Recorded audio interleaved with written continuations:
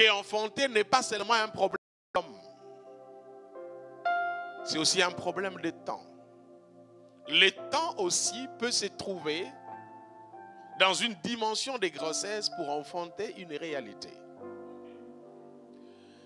Si toi tu veux enfanter, sache que le jour où tu enfanteras, ce jour-là, il peut lui-même enfanter en dehors de toi autre chose.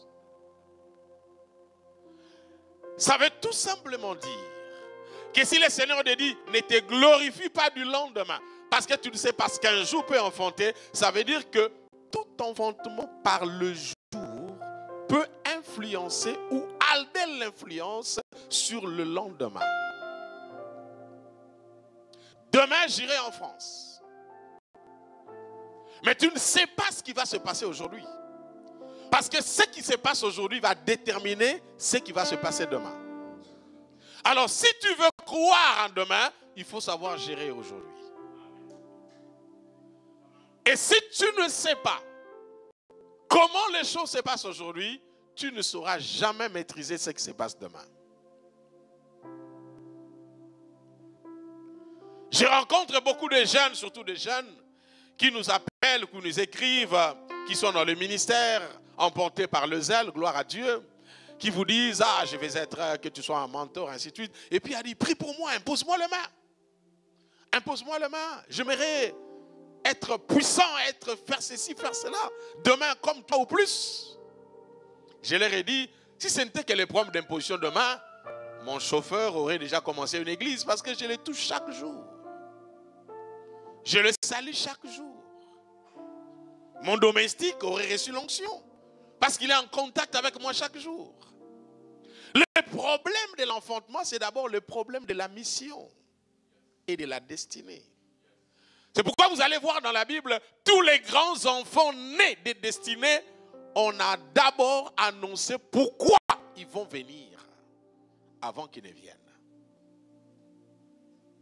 Et donc, je vais fouiller quelque part pour faire passer une pensée en disant, est-ce que tu sais d'abord toi-même avant d'enfanter pourquoi tu as été enfanté?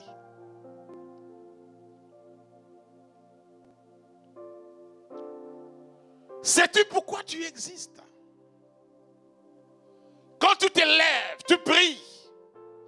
Je récupère, je réclame. Je crois. Oui. Tu peux dire, tout le monde dit ça. La Bible déclare que même le diable croit que Dieu existe. Mais cela ne change rien. Il a aussi la foi. La puissance dans la destinée d'une personne est collée à la connaissance de la raison de son existence. Celui qui sait pourquoi il existe, il va éviter beaucoup de choses.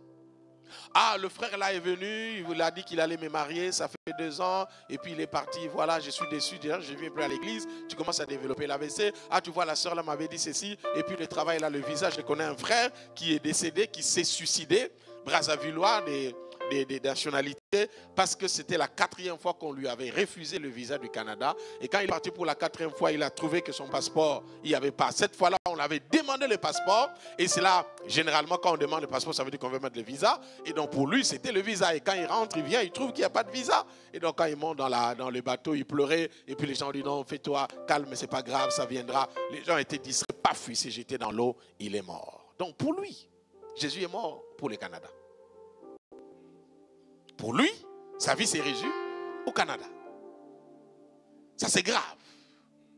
La vie de l'homme sur terre n'est ni le mariage, ni la maison achetée.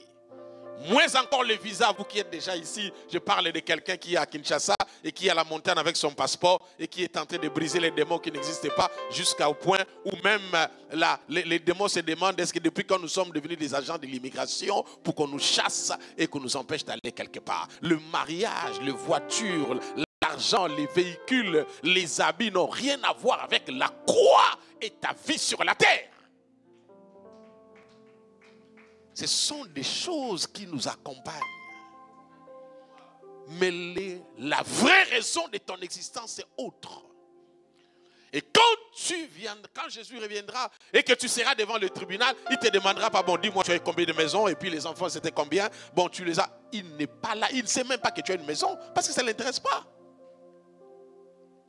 C'est comme cela que tu verras. Tous craignent Dieu, mais tous n'arrivent pas à atteindre l'impact de leur destinée. Parce que craindre Dieu n'est que le début de la sagesse. Le début de la sagesse. Le commencement de la sagesse. Mais Dieu peut appeler quelqu'un à 12 ans, prêcher l'évangile. À 15 ans, amener sa famille au salut. À 17 ans, devenir maire de sa ville et introduire des pensées particulières. Vous avez des gens comme dans notre pays, comme Lumumba. Il avait quel âge? Il était mort très très très jeune. Il n'avait même pas 40 ans. Il a boosté le monde jusqu'au point où je suis arrivé en Russie. J'ai vu une université, Lumumba. Mais il y a des personnes qui ont vécu longtemps plus que lui, dont on n'a même pas donné le nom d'une ruelle parce qu'ils ne ressemblent pas à une rue.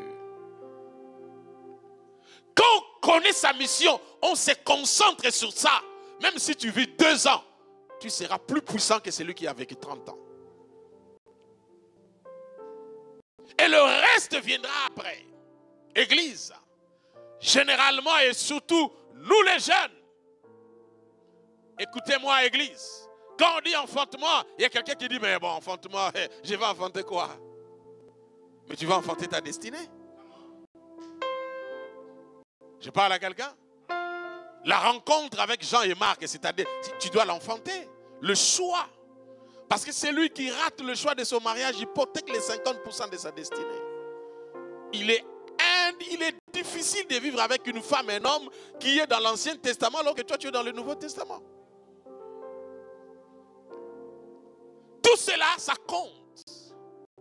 Même pour savoir quelles études je dois faire. Ça doit émaner de l'enfantement du programme du ciel pour ta vie. Je donne un exemple d'un jeune frère, comme ça va nous aider. Je donne l'exemple de mon frère, le pasteur Atoms, par exemple. Imaginez, il était chauffeur taximan. Qui l'aurait connu? Imaginez qu'il était mécanicien. Qui l'aurait connu? On te connaîtra si tu es dans c'est pourquoi Dieu t'a envoyé sur la terre. Et ce dont Dieu t'a envoyé sur la terre ne dépend pas de ce que tes parents décident ou encore de l'école la plus disponible. Parce qu'il y a des gens qui disent, bon, l'université, je n'ai pas trouvé, bon, j'ai dit, bon, je fais quand même ça. Non, on ne vit pas avec quand même ça. Non, on ne peut pas vivre comme ça. On doit vivre avec ça, pas quand même ça. Quel est l'enfantement qu'est-ce que je dois enfanter? Mais je dois enfanter les décisions de ma vie. Je dois enfanter les idées. Une seule idée peut changer toute la destinée de quelqu'un. Il y a des milliers d'idées qui naissent à chaque seconde dans ta tête. Il faut que le Saint-Esprit arrive à les sélectionner, à les faire passer pour que tu acceptes et l'adoptes et que tu te mettes sur le chemin de la grâce. Bien-aimé, il y a des bénédictions que tu auras, qui ne dépendra ni d'imposition de main, ni d'une prédication, ni d'une offrande, mais seulement de la connaissance du fait que Dieu t'a appelé à être ici et non là-bas. Qu'est-ce qu'un jour peut enfanter? Qu'est-ce qu'aujourd'hui peut enfanter? Aujourd'hui. En 1 minute, je donne un exemple pratique pour être une illustration. Dieu me dit en 91, tu iras dans le monde. Je ne sais pas comment ça va se faire. J'ai commencé à partir dans certains pays 20 ans plus tard, d'autres 25 ans. Et aux États-Unis, 30, je crois. Mais le problème, c'est qu'un jour, j'étais à Kinshasa, Dieu m'envoie une dame qui est venue de Lubumbashi. Elle est venue comme une servante, on a commencé à travailler. Et cette dame prêchait à la borne, à la jeunesse. Un jour, le prophète Ngala m'appelle, je pars prêcher quelque part, il y a 20 ans passés, et je rencontre un pasteur de la borne, ça fait 22 ans passés. Et ce pasteur me dit, non, il faut que tu viennes prêcher chez nous. Je suis des assemblées de Dieu, mais pas de la borne. Et donc, il part, dit à son pasteur Safari, qui ne me connaissait pas à l'époque, il dit, j'ai rencontré un pasteur, il faut qu'il vienne prêcher. Il dit, je ne le connais pas. Donc, c'est difficile. Ça va être difficile. Il s'est fait que le pasteur a dit, mais comment je vais faire? Alors, il se rappelle que mon assistante travaillait là-bas à la jeunesse. Et que le pasteur l'aimait beaucoup. Donc, il a dit, pasteur, je te parle du pasteur de celle qui vient prêcher ici. Il dit, ah bon, si c'est son pasteur, donc c'est bon. Il peut venir.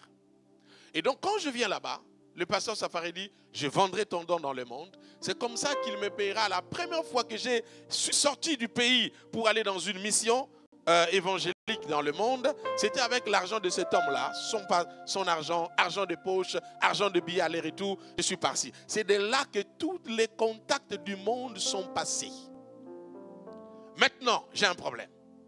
Le jour où la sœur était venue pour dire que Dieu l'a envoyé de travailler avec moi, c'est ce jour-là qui a enfanté le reste des jours. Ce soir, nous allons prier pour ce jour-là. Chacun a son jour-là. Ces jours-là, chacun l'a. Et je prie qu'aujourd'hui ou demain, après-demain, que ces jours-là soient parmi ces jours qui vont changer l'histoire. Vous savez, le jour où tu rencontreras ta destinée, ce jour peut être normal et naturel, mais qui enfantera des choses extraordinaires.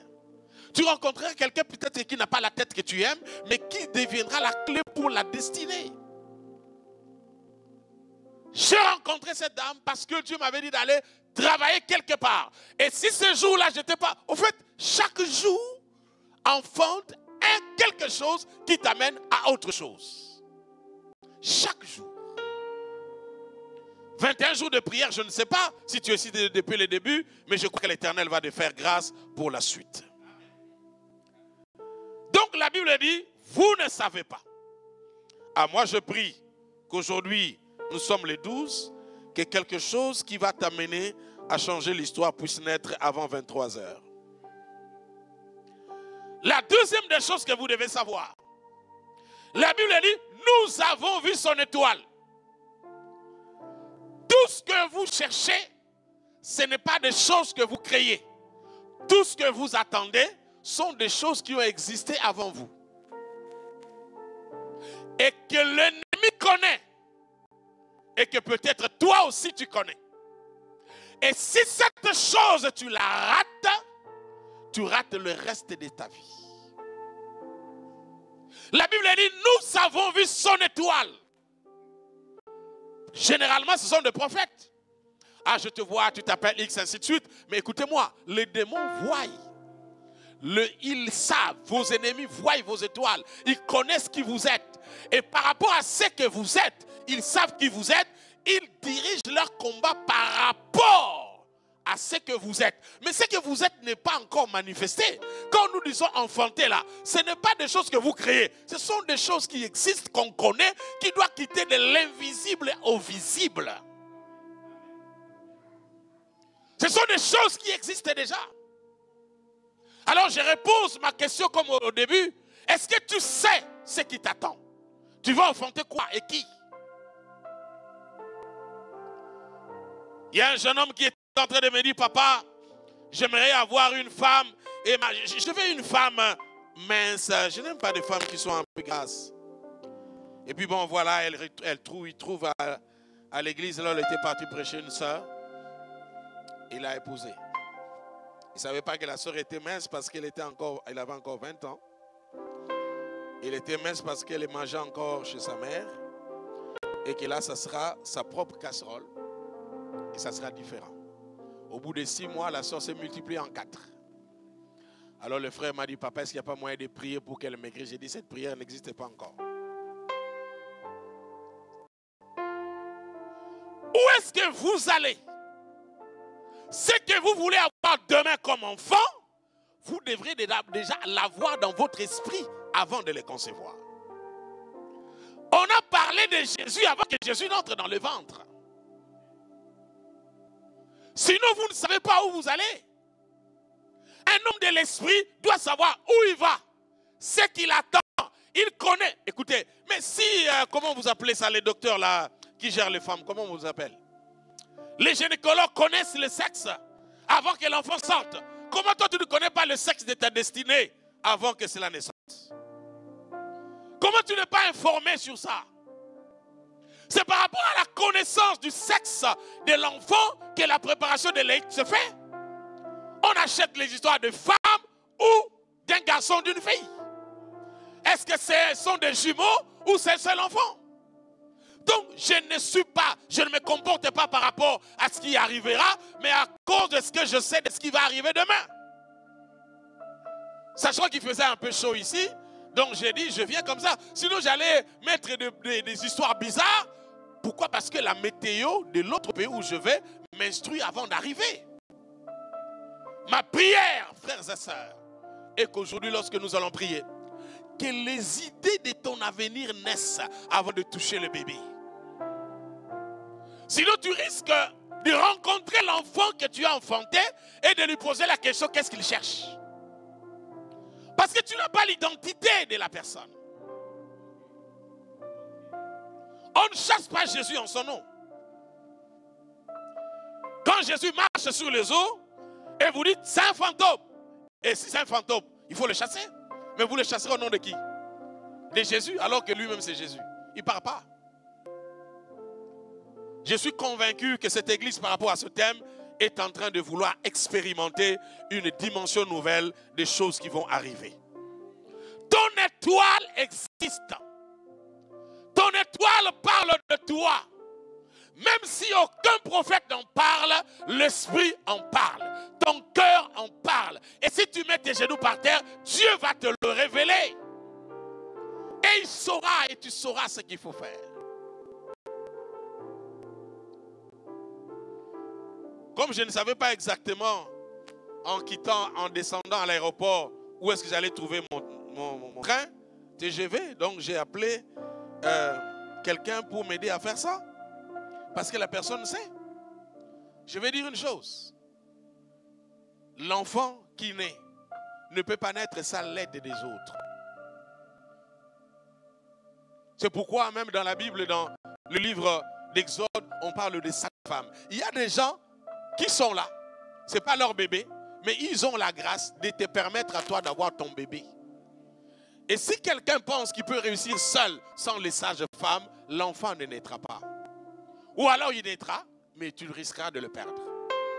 Une chose est d'avoir la grossesse. L'autre est d'avoir l'enfant qui sort, mais aussi, il est possible que cet enfant meure. Et nous allons voir dans la Bible qu'il y a des enfants qui sont nés, mais qui sont morts après.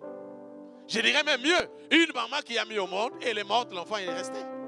Vous n'avez pas vu des gens qui avaient des projets, ces projets continuent, lui disparaît. Et d'autres personnes vivent de ce projet-là. Je prie que cela ne t'arrive pas dans le nom de Jésus-Christ de Nazareth. La vie d'aujourd'hui n'est pas une vie des gens qui ont pitié de toi. La vie d'aujourd'hui, c'est la vie des M23, des guerres, des combats, de la haine, de jalousie, de poison. Il faut que tu te tiennes debout. Il faut que tu pries et que tu sois sérieux dans ce que tu fais. La vie n'est pas une blague. Le succès n'est pas un accident. Un accident, on ne le prévoit pas. Quelqu'un ne peut pas devenir grand par accident. Il dit, je ne savais pas. Non, on a toujours su qu'on deviendra grand, même si on ne l'a pas dessiné. Mais on le ressent toujours, même dans sa petitesse, on ressent cette grandeur.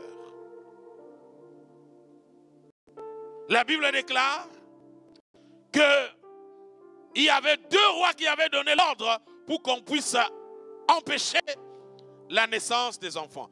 Dans le livre d'Exode que nous avons lu, la Bible dit, et le roi Pharaon a dit, quand les enfants vont naître, faites de manière à ce que, si c'est un homme, il faut le tuer. Ici, on ne parle pas d'un homme en termes de sexe.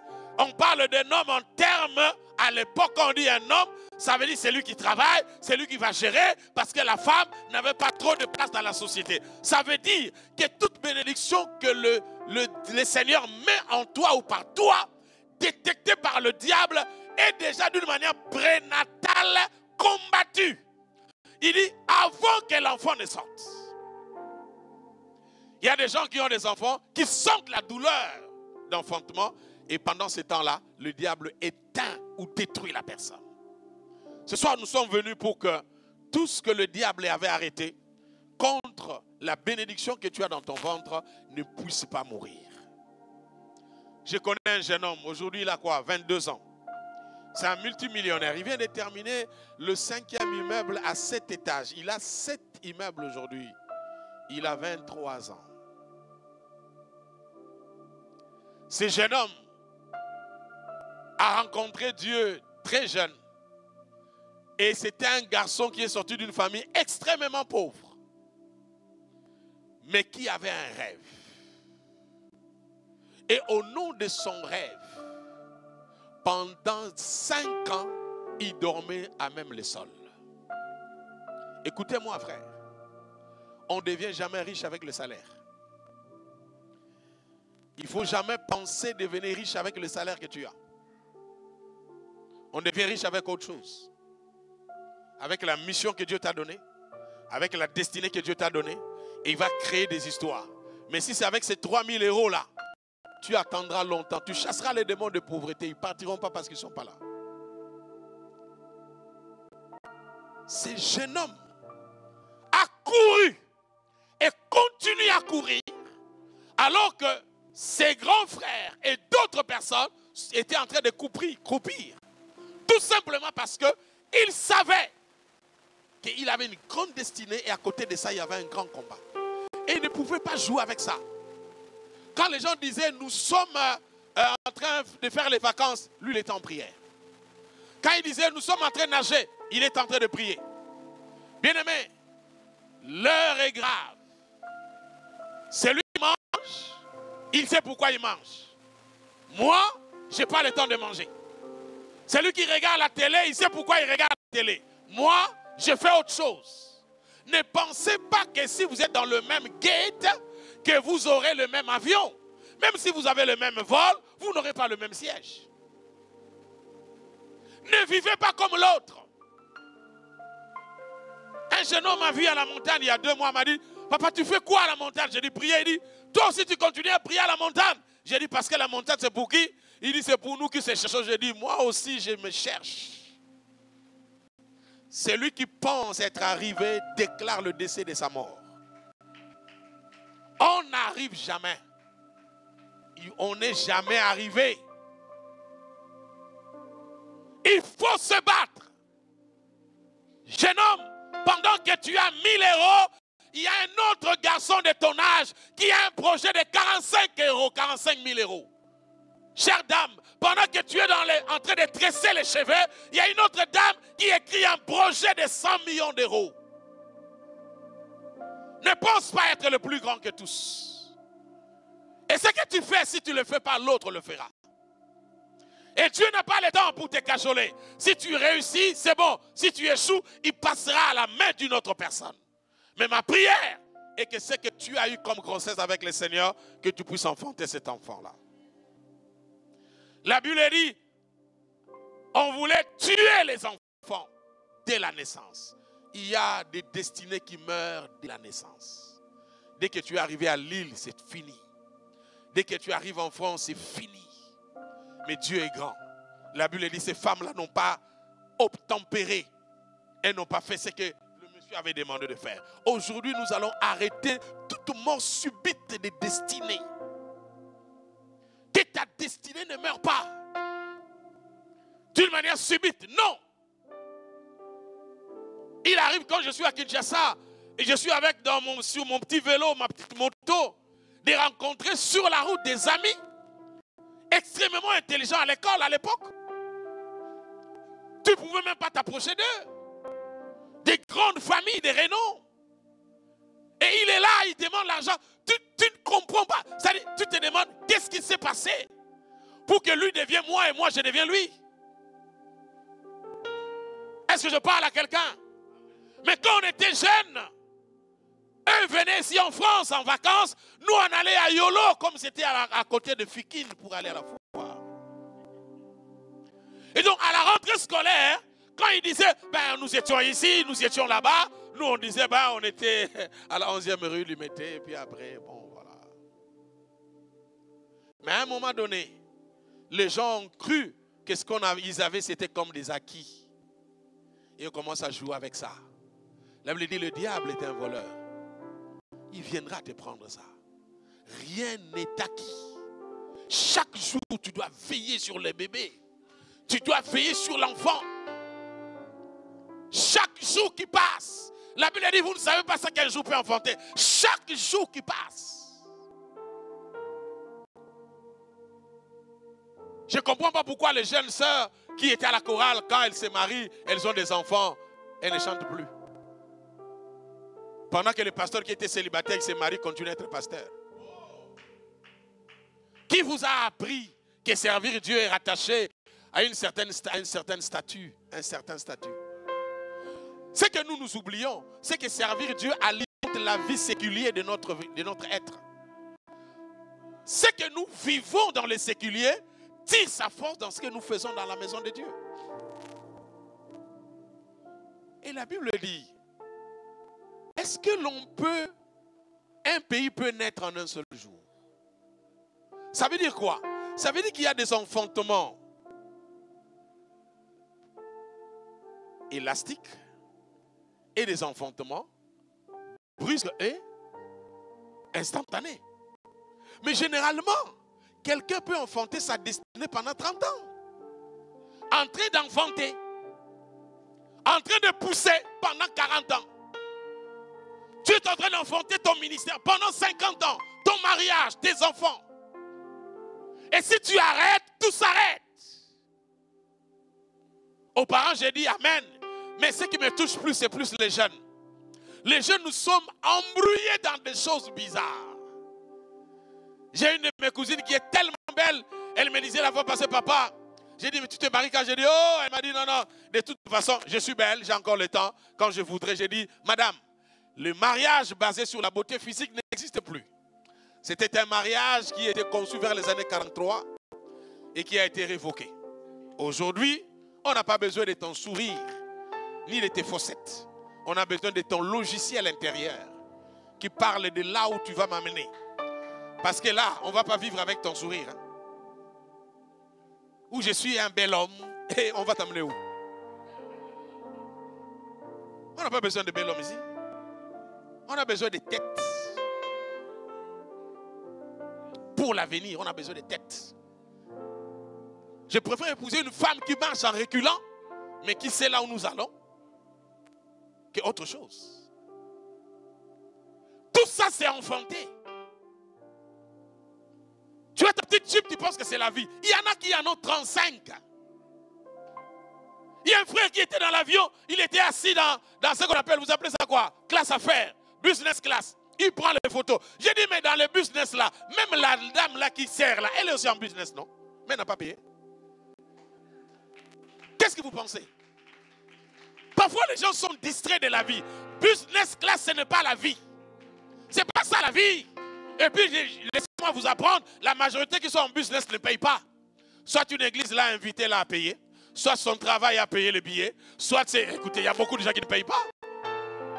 Mais il est là par hasard. Il y a d'autres aussi par les miles, tellement qu'il achète, son billet est moins. Donc il est aussi là. Mais il y a aussi d'autres à qui on a fait un don. Ça ne veut rien dire. Et même si tu avais payé, il y a de ceux qui sont en économie qui sont plus riches que ceux qui sont en business. Ici, je ne parle pas de ça. Je parle d'enfanter la destinée. La destinée est plus grande que ça. Dans ma destinée, il y a tout ce qu'il faut. Et on ne joue pas avec ça. Quand il faut prier pour ça. Quand il faut jeûner pour ça. Je mets le make-up à côté, je cherche l'Éternel. Maman, quand un homme veut t'épouser, même si tu as oublié de mettre le mascara, si c'est le Seigneur qui avait dit ça, il va te voir comme ça. Le problème n'est pas dans la forme, le problème est dans le fond. Vous savez, quelqu'un a dit, un riche n'est jamais un vilain. Je parle à quelqu'un? Il n'est jamais vilain. Quelqu'un qui a beaucoup d'argent, il est toujours beau. La fille du président, elle ne peut pas être vilaine. Le petit frère du président, il est toujours beau. En réalité, tout ce que nous cherchons s'appelle l'argent. N'est-ce pas? Tu vas à l'école? Viens, lève-toi. Tu vas à l'école rapidement. Tu étudies? Tu as fini? Ah, tu es marié? Ah, ok. Ton mari travaille? Pourquoi il travaille? Parce qu'il aime travailler? Ah, pour gagner l'argent. Ok. Quand quelqu'un dit, Seigneur, donne-moi un bon travail, c'est pourquoi? Seigneur, aide-moi à me marier avec beaucoup de moyens. Il demande quoi? Seigneur, aide-moi à acheter une maison. Il demande quoi? Aide-moi à faire les vacances pour Kinshasa. Il demande quoi? 99% de toutes nos requêtes ici s'appellent argent. Donc au lieu de s'embrouiller parce que Dieu n'a pas besoin de temps d'écouter tes phrases, dis seulement, Dieu donne-moi l'argent. C'est aussi simple que ça. Alors au lieu de se battre pour autre chose, bats-toi pour l'essentiel. Accouche l'essentiel. Porte la grossesse de l'essentiel. Quand tu es grosse, ne te compare pas à d'autres. Compare-toi à toi-même et à ta destinée. Il n'y a que des complexés qui se comparent aux autres. Tu n'es pas un complexé, tu es un enfant de Dieu. L'autre a sa Jeep, il a sa Jeep. Moi, j'ai ma moto. Tu as une maison, je suis locataire, il n'y a pas de problème. Tu as 4 chambres, moi j'ai un studio, c'est ma maison. Je poursuis ma vision. Accouchez votre enfant. Ne regardez pas les autres. Quand cet enfant va grandir, les gens viendront vers vous. Il est écrit enfin que Joseph était averti par l'ange pour qu'il se déplace parce que on devait tuer tous les enfants qui étaient déjà nés. Pour l'Égypte, c'était les enfants qui devraient naître. Pour Hérode, les enfants qui étaient déjà nés. Nous ne voulons ni l'un ni l'autre. Nous ne voulons pas que pendant que tu seras en train d'accoucher, que cet enfant meure. Nous ne voulons pas non plus qu'après avoir accouché, après 21 jours, que cet enfant disparaisse. Mais nous voulons expérimenter la bénédiction de Dieu. Bien aimé, c'est possible d'être quelqu'un aujourd'hui et de n'être rien demain. Je parle à quelqu'un? Mais Dieu nous a envoyés pour que tu puisses enfanter. Et nous avons 3 prières à faire aujourd'hui par la grâce du Seigneur pour que finalement, que tu comprennes que tu es une étoile et que les informations de ta vie sont connues avant même toi-même. Personne n'est nul ici. Tout le monde est quelqu'un en Jésus de Nazareth. Et rien n'est perdu avec Dieu. J'ai rencontré, avant de prier, un jeune homme, là où j'étais avant de venir ici, à Chicago. Et donc, j'étais à la maison, j'étais en train de manger le foufou chez un de mes fils. Et il entre. Je l'ai vu abattu, j'ai dit, mais frère, il y a un problème. Il dit, oui, je suis venu ici, un frère m'avait appelé pour le travail. J'arrive, j'appelle, son téléphone ne passe pas. Vous savez comment les Congolais sont. C'est lui qui appelle et puis après, quand tu arrives, il ne répond pas. Alors, j'ai fait 7 heures. Comment je vais faire? J'ai mangé mon foufou, j'ai dit, il n'y a pas de problème. Comme tu m'as rencontré, Dieu est avec toi. Vous savez, parfois, il faut oser de dire certaines choses. Mais il m'a rencontré, c'est normal. L'avenir des classes, ce n'est plus moi qui vis, c'est Christ. Donc, ça veut dire qu'il a rencontré Christ. Vous savez, parfois, vous êtes humble. Vous savez, Dieu n'est pas humble. Hein? C'est toi qui es humble. Dieu n'est jamais humble. En réalité, si Dieu, on doit lui donner quelque chose comme ça, il est orgueilleux. Quand quelqu'un dit, est-ce que quand j'ai créé le monde, vous étiez là? Ce n'est pas un homme humble. Et quand Dieu trouve que tu entres dans sa peau d'enfant de Dieu, il fait aussi des choses. Je lui ai dit, comme tu m'as rencontré, tu auras du travail. Et je suis sorti. Le même jour, on l'appelle quelque part. Je vous épargne des détails. Je rentre 2 semaines après, non, 2 mois après. Quelqu'un dit, il y a un frère qui t'appelle, qui te cherche. J'arrive là-bas dans une maison, je m'assois et je regarde et puis après le frère sort. Il me dit, papa, c'était terrible. Et ce jour-là qu'elle m'a appelé, je suis parti faire l'interview. Quand j'arrive, c'était en anglais. Je ne voyais rien. Je ne connais l'anglais, ni des rêves, ni d'Adam. Donc j'ai vu seulement des histoires. Et le manager est venu, il a compris, je ne comprenais pas l'anglais. Il a pris la feuille, il a déchiré. Il est parti, il a rempli, il a mis des réponses, il est venu, il m'a donné. Lui-même a corrigé ce qu'il m'a donné. Donc j'ai eu 20 parce que c'est lui qui l'a fait. Et donc j'ai été, après il dit, tu travailles ici sans l'anglais, mais tu auras le salaire, le temps que cela n'arrive. Et puis après finalement, je suis là. J'apprends l'anglais, mais je suis en train de partir. Frères et sœurs, en un seul jour, une seule rencontre qui peut enfanter le bonheur d'une famille.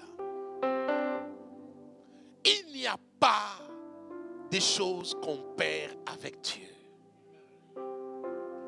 Nous autres là, qu'on porte le polo. Polo là c'est quoi? Comment vous appelez ça? Tommy. Est-ce que moi je connaissais ces noms ici? Non, non, non. Nous les chemises qu'on portait quand on était des petits, c'était des Jean-Pierre ou des Claude, je ne sais même pas quoi. Des trucs un peu de friperie là, avec des trucs à boire en dessous, des choses comme ça. Le problème c'était de s'habiller. Je suis venu dire à une personne, au-delà de la chair, tu ne mourras pas malheureuse. Dieu va enfanter un miracle qui va changer ta vie. Il est possible de bâtir une fortune dans cette nation. Vous savez que les grands hommes que Dieu a utilisés dans la Bible sont des diasporas. Moïse était diaspora. David était diaspora. Joseph était diaspora. Et Esther était diaspora. C'est possible. Mais tu as un problème. Ton problème, c'est que tu ne sais pas qui tu es, où tu vas, d'où tu viens. Et c'est très dangereux. C'est pourquoi je dis la première des choses que tu dois enfanter dans ta vie, c'est toi-même. Enfante-toi toi-même. Vois qui tu es et où tu vas. Et Dieu fera le reste. Aujourd'hui, le Seigneur m'a demandé de prier pour 4 personnes. Ces 4 personnes-là sont des personnes qui ont une grande destinée particulière. Et Dieu va ouvrir leurs yeux pour que cette destinée les amène à une gloire particulière aussi. Nous allons tous nous mettre debout. Nous allons d'abord prier, faire les 3 prières que nous avons vues dans la Bible, ici, que nous avons lues. Et après, autre chose va devoir arriver. J'aimerais qu'on lève le son du synthé et qu'on élève légèrement le 2 mains.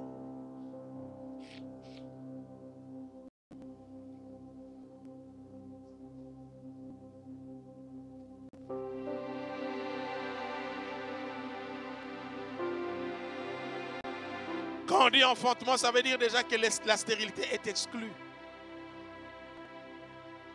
Quand on dit tu vas enfanter, ça veut dire que déjà, spirituellement, tu n'es pas seul.